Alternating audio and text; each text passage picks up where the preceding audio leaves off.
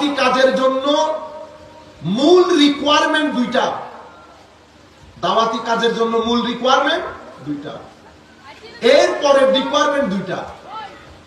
প্রথম রিকোয়ারমেন্ট দাওয়াতি কাজের জন্য অবশ্যই আপনাকে ভালো করে জানতে হবে। ভালো করে জানতে হবে। জানার ক্ষেত্রে আবার কিছু বিষয় আছে। আমি প্রথমে জানবো, অতঃপর বিষয়টা ফার্দার স্টাডি করব, চিন্তা করব, যা মানার মানবো, এরপরে প্রচার করব। জানি না পানি না আমি উঠে এখানে, ধরেন আপনি একটা অর্গানাইজেশনের বড় পদ হোল্ড করেন, আপনি হচ্ছেন স্থানীয় কলেজের বাংলার শিক্ষক, শুধুমাত্র পদের কারণে আমি আপনাকে এখানে বসাই দিলে হবে?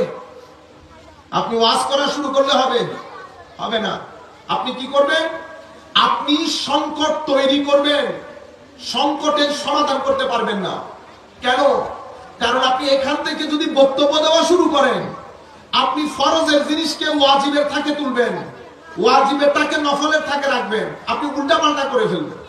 কারণ আপনার আইডিয়া নাই কোনটা ফরজের থাক, কোনটা ওয়াজিবের থাক, কোনটা সুন্নতের থাক, কোনটা মুস্তাহাবের থাক।